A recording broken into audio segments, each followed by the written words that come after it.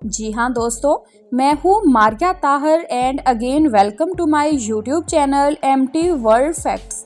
محمد بن قاسم، پہلا حصہ، ناہید ابو الحسن۔ جی ہاں دوستو، جب ابو الحسن اپنے میزبان کے گھر واپس پہنچا تو اسے معلوم ہوا کہ سلمیٰ ابھی تک واپس نہیں آئی اور عبدالشمس چند آدمیوں کے ہمراہ اس کی تلاش میں جا چکا ہے۔ ابو الحسن نماز ظہر ادا کرنے کے بعد پریشانی کی حالت میں مکان کے صحن میں ٹہل رہا تھا کہ سفید گھوڑا بے تحاشا بھاگتا ہوا اندر آیا۔ گھوڑے کی لگام بھی غائب تھی۔ ابو الحسن نے اپنے ساتھیوں کی طرف دیکھ کر کہا، خدا معلوم اسے کیا ہوا، یہ گھوڑا سرکش ضرور ہے لیکن گرے ہوئے سوار کو چھوڑ کر آنے والا نہیں، اور لگام پاؤں کے نیچے آ کر ٹوٹ سکتی تھی لیکن اس کا گر پڑنا ممکن نہ تھا۔ میں جاتا ہوں۔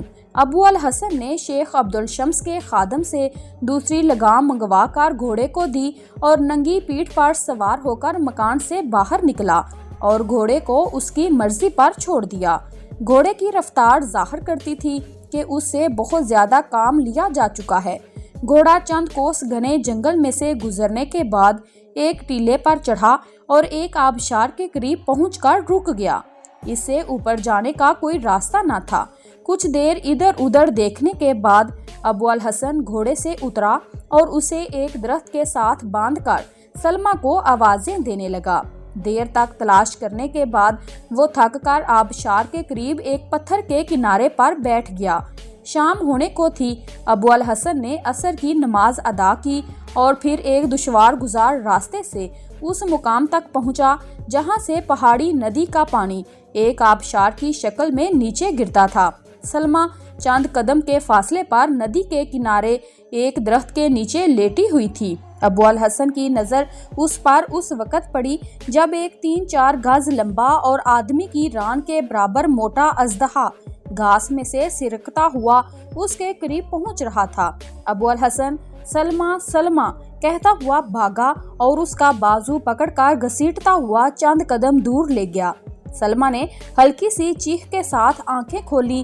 اژدہا شکار کو جاتا ہوا دیکھ کر پھنکارتا ہوا لپکا۔ اتنی دیر میں ابو الحسن نیام سے تلوار نکال چکا تھا۔ اژدہے نے اس کے بالکل قریب پہنچ کر گردن بلند کی۔ ابو الحسن نے ایک دم کود کر وار کیا۔ اژدہے کا سر کٹ کر علیحدہ ہو گیا۔ ابو الحسن نے ندی کے پانی سے تلوار صاف کرتے ہوئے کہا، تم بہت بیوقوف ہو، سونے کی یہ کون سی جگہ تھی؟ سلمیٰ ابھی تک دہشت زدہ ہو کر کانپ رہی تھی۔ وہ بولی، میں تھک کر یہاں بیٹھ گئی تھی اور اونگتے اونگتے نہ جانے کس وقت لیٹ کر سو گئی۔ میں یہاں کئی بار آ چکی ہوں لیکن ایسا اژدہا کبھی نہیں دیکھا۔ آپ پہنچ گئے ورنہ یہ اژدہا اس طرح تڑپنے کی بجائے مجھے نگل رہا ہوتا۔ آپ یہاں کیسے پہنچے؟ تم جانتی ہو میں یہاں کیسے پہنچا ہوں؟ تم یہ بتاؤ کہ تم نے یہاں پہنچ کر گھوڑا کیوں چھوڑ دیا تھا؟ سلمیٰ نے مسکراتے ہوئے جواب دیا، میں نے کب چھوڑا؟ وہ مجھے گرا کر بھاگ گیا تھا۔ ابو الحسن نے ذرا سخت لہجے میں کہا، معلوم ہوتا ہے کہ تمہاری تربیت بہت ناقص ماحول میں ہوئی ہے، اس لیے تمہارے اخلاق کا معیار وہی ہونا چاہیے جو زمانہ جاہلیت کے عربوں کا تھا، لیکن وہ بھی ہزاروں برائیوں کے باوجود مہمان سے جھوٹ بولنا ایک گھناؤنا فعل خیال کرتے تھے، اور اس گھوڑے کو خالی واپس آتا دیکھ کر مجھے یہ یقین نہ آتا تھا کہ یہ تمہیں گرا کر بھاگ آیا ہے۔ اس کی تربیت میرے استبل میں ہوئی ہے۔ یہ سرکش اور مغرور ضرور ہے لیکن دھوکہ دینا نہیں جانتا۔ سچ بتاؤ، تم نے اپنے ہاتھوں سے اس کی لگام نہیں اتاری اور اسے ڈرا دھمکا کر واپس نہیں بھیجا؟ سلمیٰ نے آنکھیں جھکاتے ہوئے جواب دیا، اگر آپ برا مانتے ہیں تو میں وعدہ کرتی ہوں کہ آئندہ کبھی جھوٹ نہ بولوں گی۔ تم میں بہت سی ایسی باتیں ہیں جنہیں میں برا سمجھتا ہوں، جنہیں ہر مسلمان برا جانے گا۔ آپ چاہیں تو میں ہر عادت بدلنے کے لیے تیار ہوں۔ آپ کی خوشنودی میرا فرض ہے اور آپ نے تو آج میری جان بھی بچائی ہے۔ تمہیں مجھے خوش کرنے کی ضرورت نہیں۔ میں چاہتا ہوں تمہارا خدا تم سے خوش ہو۔ تمہیں صرف وہ چیز پسند کرنی چاہیے جو اسے پسند ہو اور ہر اس چیز کو ناپسند کرنا چاہیے جو اسے ناپسند ہو۔ خدا کو عورتوں کا نیم عریاں لباس میں مردوں کے سامنے جانا پسند نہیں۔ سلمیٰ نے جواب دیا، لباس تو میں نے آپ کے کہنے سے تبدیل کر لیا ہے۔ ابو الحسن نے کہا، لباس سے زیادہ دل کی تبدیلی کی ضرورت ہے۔ خیر، اب باتوں کا وقت نہیں، شام ہو رہی ہے، تمہارے والد بہت پریشان ہوں گے، وہ گھوڑے کے پہنچنے سے پہلے ہی تمہاری تلاش میں نکل گئے تھے۔ چاندنی رات میں ابو الحسن اور سلمیٰ جنگل کو عبور کر رہے تھے۔ سلمیٰ گھوڑے پر سوار تھی، ابو الحسن باغ تھامے آگے آگے چل رہا تھا۔ راستے میں سلمیٰ نے ابو الحسن کے بحری سفر، اس کے خاندان اور اس کے ساتھیوں کے متعلق سوالات کیے، لیکن اس کی توقع کے خلاف ابو الحسن کی بے اعتنائی بڑھتی گئی۔ سلمیٰ پریشان بھی تھی اور نادم بھی۔ بالآخر اس نے کہا، آپ کو میری وجہ سے بہت تکلیف ہوئی، میں معافی چاہتی ہوں، آپ مجھے سزا دے لیں لیکن خفا نہ ہوں، یہ میرا قصور تھا اور مجھے پیدل چلنا چاہیے تھا، میں اتر آتی ہوں، آپ گھوڑے پر سوار ہو جائیں۔ اس دفعہ بھی اس کی توقع کے خلاف ابو الحسن نے سرد مہری سے جواب دیا، اگر مجھے اس بات کا خدشہ نہ ہوتا کہ تم ایک عورت ہو اور کوئی درندہ تمہیں کھا جائے گا تو میں یقیناً اس وقت تمہارے ساتھ چلنا گوارا نہ کرتا۔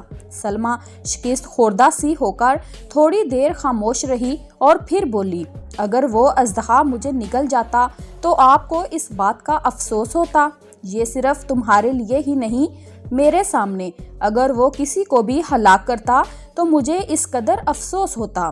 آپ نے میرے لیے اپنی جان خطرے میں کیوں ڈالی؟ ایک انسان کی جان بچانا ہر مسلمان کا فرض ہے۔ سلمیٰ دیر تک خاموش رہی، دور سے چند گھوڑوں کی ٹاپ سنائی دی اور ابو الحسن نے کہا، دیکھو وہ ابھی تک تمہیں ڈھونڈ رہے ہیں۔ تھوڑی دیر بعد عبدالشمس اور اس کے ساتھی پہنچ گئے۔ بیٹی کو سلامت دیکھ کر عبدالشمس نے واقعات کی تفصیل میں جانے کی ضرورت محسوس نہ کی۔ سلمیٰ کی زبانی اژدہے کے متعلق سن کر اس نے ابو الحسن کا شکریہ ادا کیا۔ اگلے روز علی الصبح عبدالشمس اپنے مکان کی چھت پر نیم خوابی کی حالت میں لیٹے لیٹے اذان کی دلکش آواز سن رہا تھا۔ کچھ دیر انگڑائیاں لینے کے بعد اس نے آنکھیں کھولیں۔ سلمیٰ ابھی تک گہری نیند میں سو رہی تھی۔ عبدالشمس اسے جگا کر صبح کی ہوا خوری کے ارادے سے نیچے اتر آیا۔ ابو الحسن کے ساتھی شبنم آلود گھاس پر چادریں بچھا کر اس کے پیچھے صف بستہ کھڑے تھے۔ ابو الحسن نے نہایت دلکش آواز میں سورہ فاتحہ کے بعد چند آیات تلاوت کی۔ قرآن مجید کے الفاظ نے عبدالشمس کے دل میں تلاطم بپا کر دیا۔ اس کے پڑوسی عرب بھی اس کے قریب آ کھڑے ہوئے اور اپنی قوم کے نوجوانوں کے لیے نئے طریقے عبادت کو دلچسپی سے دیکھنے لگے۔ رکوع و سجود کے بعد دوسری رکعت تک عبدالشمس پر ایک بے خودی سی طاری ہو چکی تھی۔ اس نے آہستہ آہستہ نمازیوں کی طرف چند قدم اٹھائے، قریب پہنچ کر جھجکا، رکا اور جذبات کی ہیجان کی کسی روح کے ماتحت بھاگتا ہوا صف میں کھڑا ہو گیا۔ اس کے ساتھیوں نے اس کی تقلید کی۔ نماز کے اختتام پر ابو الحسن نے اٹھ کر عبدالشمس کو گلے لگا لیا۔ عبدالشمس کی آنکھوں میں مسرت کے آنسو چھلک رہے تھے۔ ابو الحسن اور اس کے ساتھیوں نے انہیں مبارکباد دی۔ جی ہاں دوستو، ویڈیو پسند آئی ہے تو لائک کر دیں اور اگر چینل پر پہلی بار آئے ہیں تو جلدی سے چینل کو سبسکرائب کریں۔ Thanks for watching my video.